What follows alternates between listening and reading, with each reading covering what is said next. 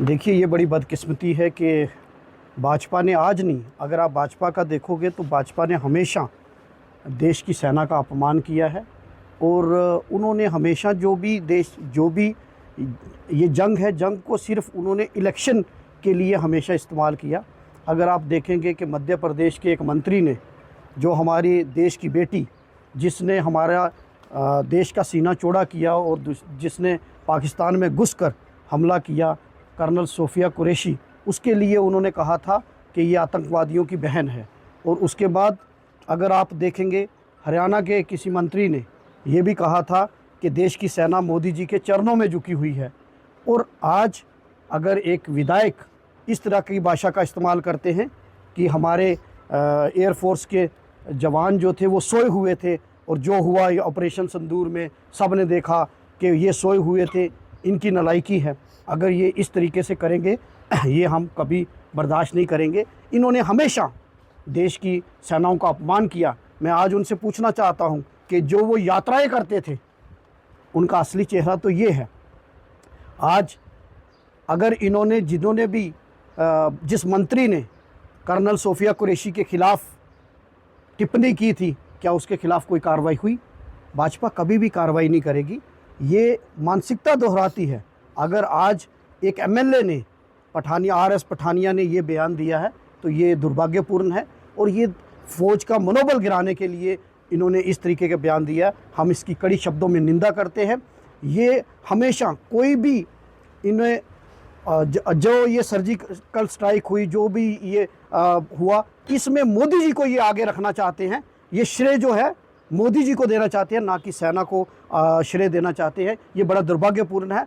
हम कहते हैं कि अगर वो वाकई ही देश के लिए और सेना का सम्मान करते हैं, तो वो इन तीनों नेताओं पर कार्रवाई करें जिन्होंने सेना का अपमान किया। क्या आपको लगता है सर, ऐसी टिप्पणी से सेना के मनोबल पर असर पड़ता है?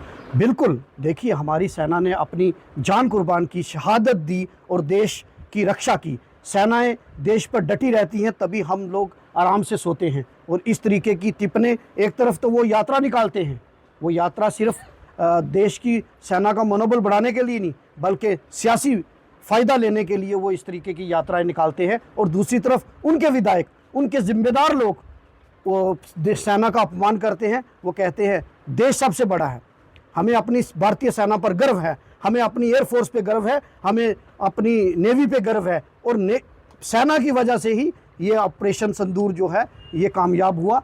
और इस तरीके के बयान जो हैं वो सिर्फ राजनीति से प्रेरित है। उनका कोई नेता, मोदी जी ने 22 मिनट के संबोधन में एक बार भी पुंछ और राजौरी का नाम नहीं लिया, जहां सबसे ज़्यादा शहादतें हुई।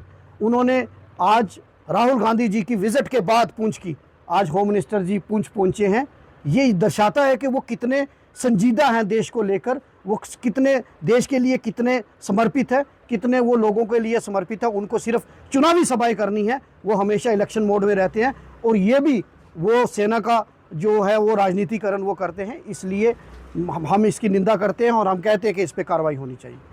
जो लोगों को 6500 रुपया दिया जा रहा है मुआवजे के तौर पे, उस पर क्या कहेंगे? देखिए, ये जो मुआवजा है, हमने पहले भी ये डिमांड की है कि इसके लिए स्पेशल पैकेज होना चाहिए।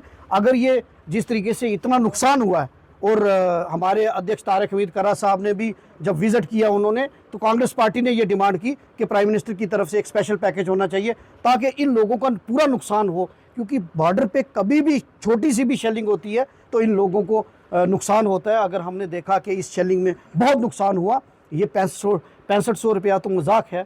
अगर आप देखेंगे कि जिसका घर ही सारा उजड़ गया, जिसका कोई कमाने वाला नहीं, अगर उसको आप 6500 दे रहे हैं तो आप उसके ज़ख्मों पर नमक छिड़क रहे हैं। हम डिमांड करते हैं कि एक स्पेशल पैकेज। और कल राहुल जी ने विज़िट के बाद प्रधानमंत्री जी को चिट्ठी भी लिखी है, और चिट्ठी लिखने के बाद उन्होंने कहा है कि जितने भी लोग इस ऑपरेशन में, इस जंग में जो प्रभावित हुए, उनके लिए एक स्पेशल पैकेज बनाना चाहिए, ताकि वो अपना दोबारा पुनर्निवास कर सकें।